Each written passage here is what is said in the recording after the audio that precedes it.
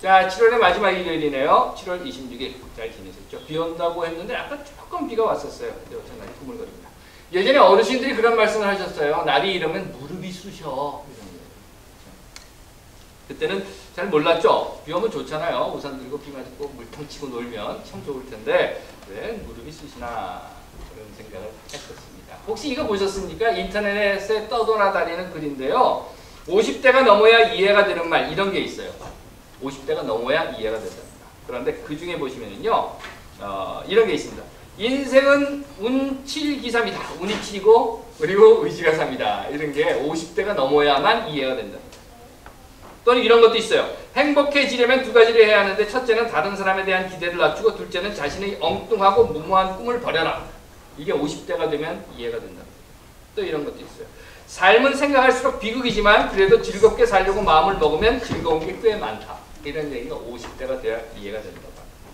이 밖에도 여러 가지가 있는데요. 그래서 저는 아직까지 이 말들이 왜 전부 이해가 되어야 하는지, 물론 이제 몇 가지는 좀 그런가 보다 뭐 이런 생각이 들기도 하지만 굳이 이해를 해야 하는가 하는 생각이 들고 또 한 가지는 뭔가 하면 이런 겁니다.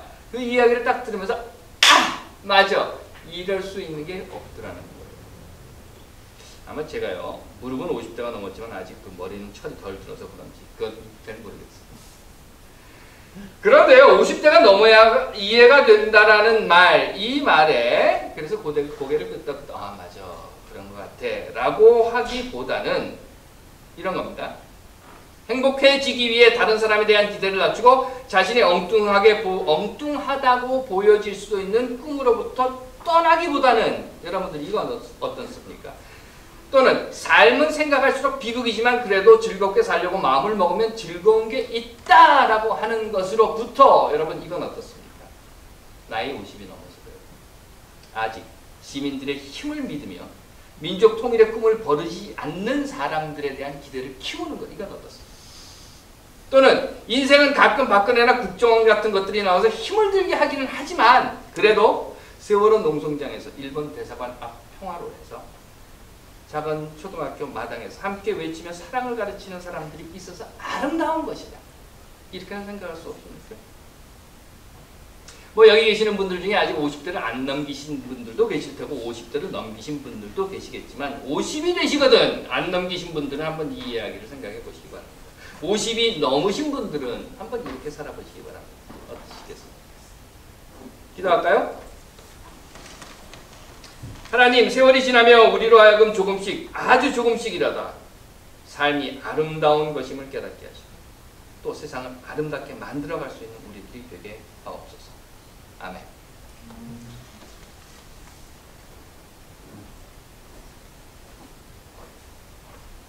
세례자 요한이 감옥에 갇혔습니다. 그리고 나서 자기는 지금 거기 갇혀 있는 거예요. 거기 딱 갇혀가지고는 자기 제자들을 예수한테 보내요. 그래서 야 가서 물어봐라. 그래. 그래서 제자들이 와가지고 그러니까 세례자 요한의 제자예요. 세례자 요한의 제자들이 예수에게 와서 물어보는 거예요. 이렇게 물어요. 오실 이가 당신이십니까? 예수 앞에 놓고 그러는 거예요.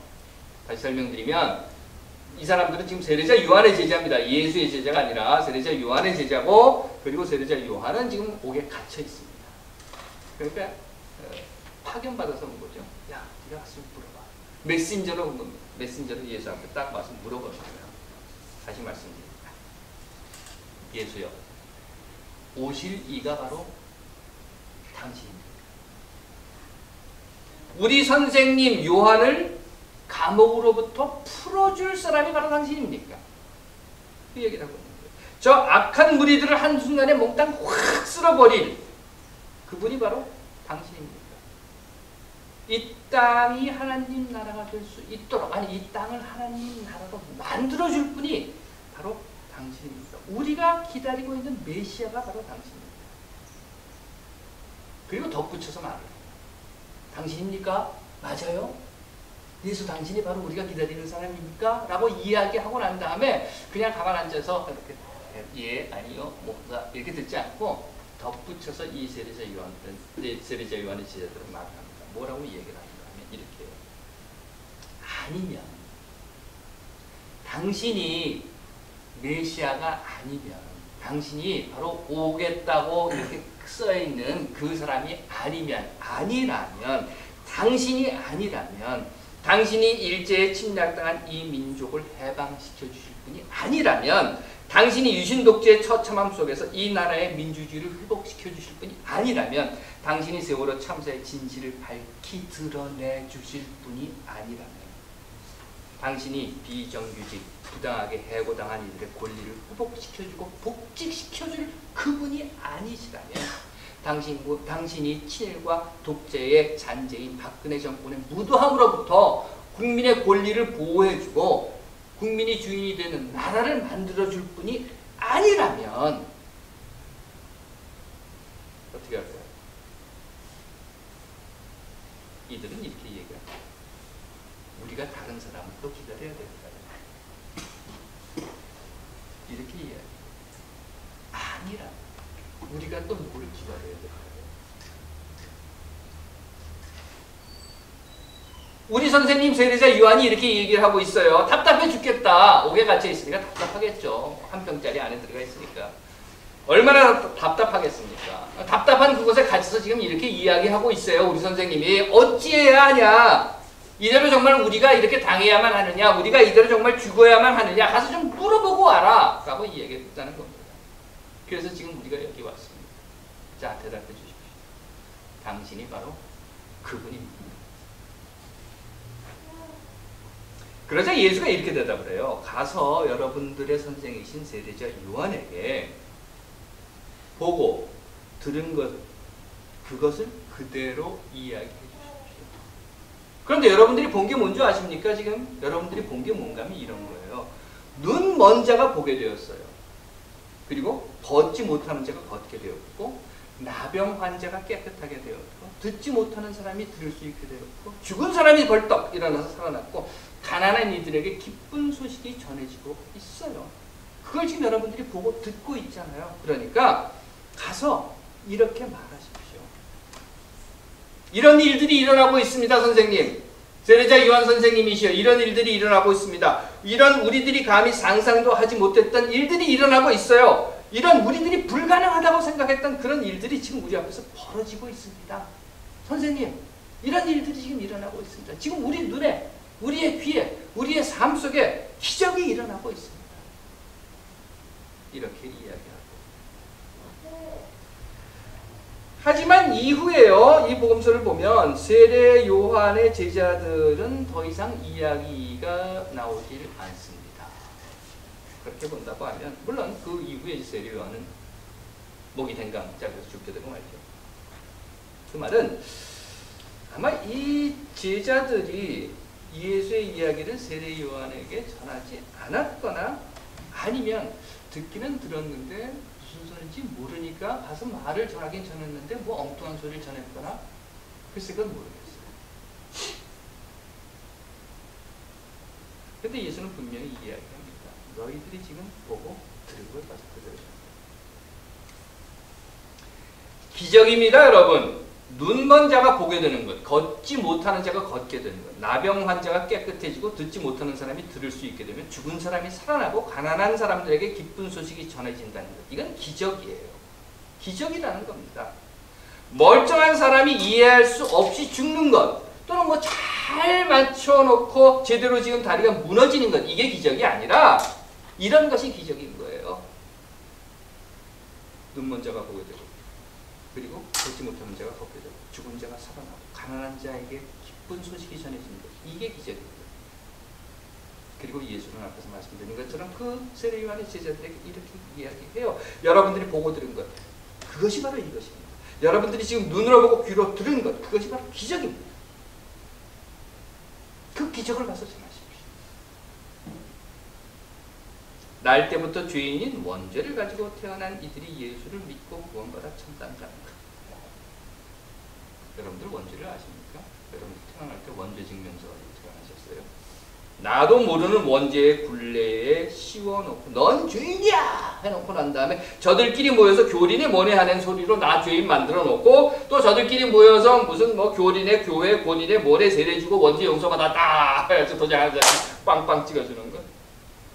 허구한 날 받았다 놨다 하는 무슨 예수를 구원팔이 시키고 있는 거예요. 있는지 없는지도 모를 천당 갔네 안 갔네 하고 자기들 마음대로 면죄부 돈 받고 팔아넘기는 거.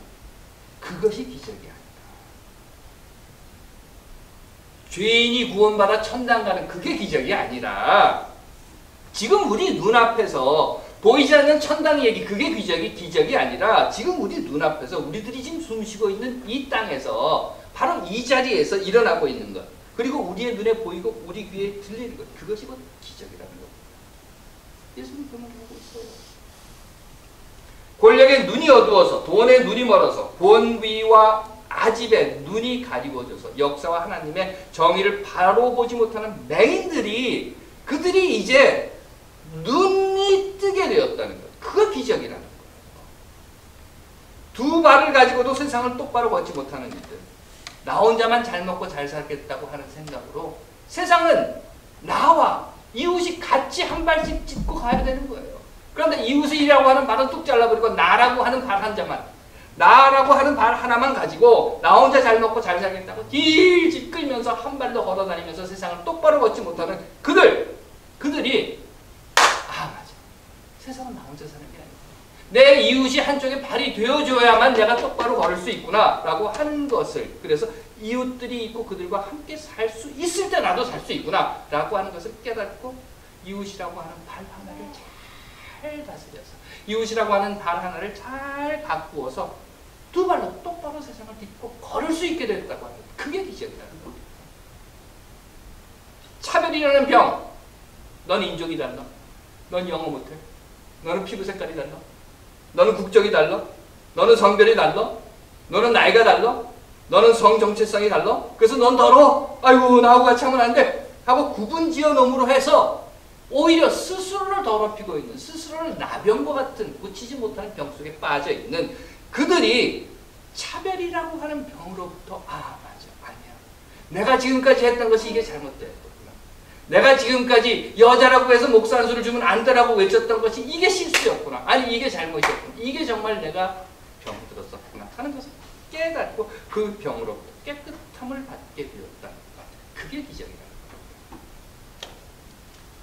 세월호 참사로 죽어간 아이들의 이름을 부르는 그 아픔의 소리에 제주 강정마을에서 외치는 평화의 소리에 종군 위안부 할머니들이 피 맺힌 절규를 내뿜는 그 평화의 거리에서 배고픔으로 소리조차 내지 못하고 흐느끼는 그 아이들의 흐느낌 속에서 이제는 그 소리가 들리지 않았던 그 귀먹은 자들이 그 소리를 듣게 되었고 절망으로 죽어가는 자들을 죽거나 말거나 하고 내팽개쳐 두었던 그들이 이제는 그들에게 희망을 전할 수 있게 아니 그들에게 희망을 먹여서 그들도 함께 살리게 되는 것이 바로 기적이라는 겁니다. 이 기적이 지금 예수 앞에서 아니 세례자 요한의 제자들 앞에서 아니 그들과 함께 살았던 그 세상과 그 삶 속에서 지금 일어나고 있는 거예요.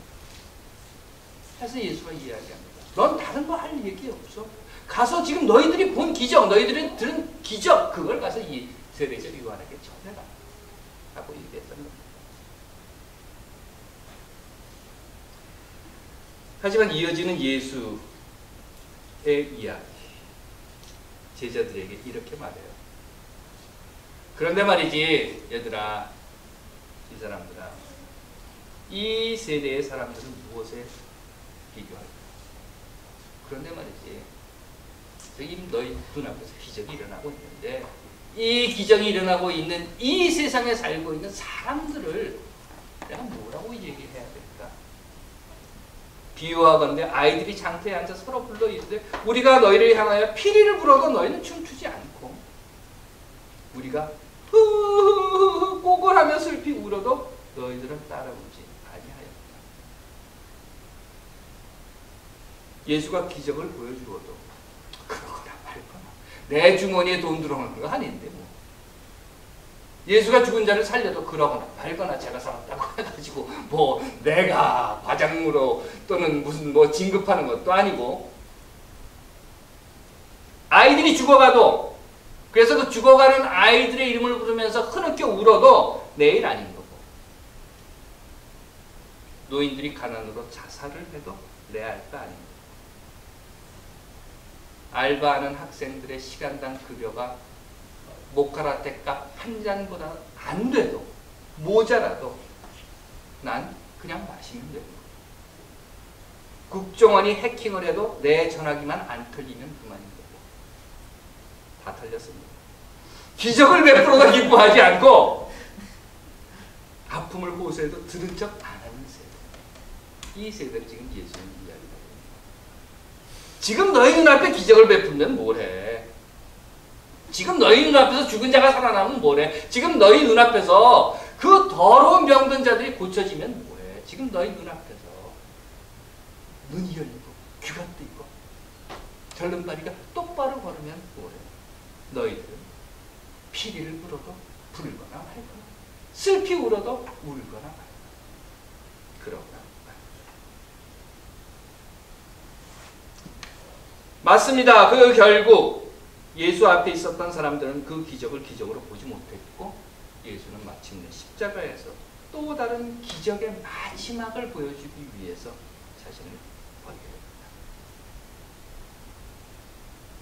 하나님께서 사랑하시는 여러분, 저는 앞에서 이런 말씀을 드렸어요. 행복해지려면 두 가지를 해야 된다. 하나는 다른 사람에 대한 기대를 낮추고 또 하나는 나의 엉뚱하고 무공한 꿈으로부터 떠나라. 아니다. 이제 나이 50이 되었어. 아직도 시민들의 힘을 믿으며 민족 통일의 꿈을 버리지 않는 사람들에 대한 기대를 저버리지 말고 기대를 오히려 키우자. 하지만 이제 한 걸음 더 나가볼까요? 이제는 우리가 그런 기대를 전하는, 그런 기대를 보여주는 사람이 될 수는 없을까요?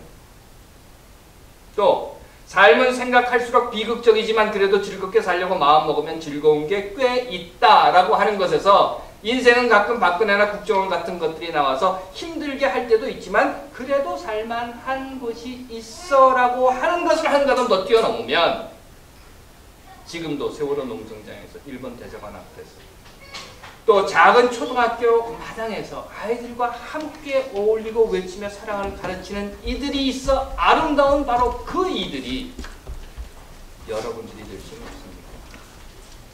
여러분들이 세월호 농성장에서, 여러분들이 광화문 한복판에서, 여러분들이 일본 대사관 앞에서, 여러분들이 작은 초등학교 마당에서, 여러분들이 눈물 흘리는 자리에서 배고픈 자와 소외받고 절망하는 이웃들과 함께하며 외치며 사랑을 가르치는 그 아름다움을 만들어가는 사람들이 될 수는 없습니다. 하나님께서 사랑하시는 여러분, 기적은 바로 이것입니다. 여러분들이 만드는 것입니다. 여러분들이 그 자리에 함께할 때, 여러분들이 눈먼 자의 눈을 뜨게 해줄 때, 여러분들이 걷지 못하는 자의 두 발에 힘을 주어서 걸을 수 있게 할 때, 여러분들이 듣지 못하는 자들이 들을 수 있게, 또 여러분들이 절망하고 죽어가는 자들을 살릴 때에 그 희망이 곧 기적인 것입니다. 여러분들이 곧 기적을 만드는 사람들. 하나님께서 사랑하시는 여러분, 기적은 여러분들의 눈앞에서 매일매일 펼쳐지고 있으며 곧 여러분들이 기적을 만드는 분들이고, 저는 이제 이렇게 말씀드리고 싶습니다. 여러분들이 곧 기적입니다. 여러분, 잊지 마시기 바랍니다. 특별히 오늘 이곳을 떠나시는 하 교수님, 박 교수님, 안 박사님 계셔요. 그리고 우리 담임 어디에 가든지 곧 여러분들이 기적이 되시기를 간절히 드립니다. 기도하겠습니다. 하나님, 우리가 세상에서 기적을 행하는 기적의 주체들이 되게 하옵소서. 함께해 주심을 믿고 간절히 기도드리옵나이다. 아멘.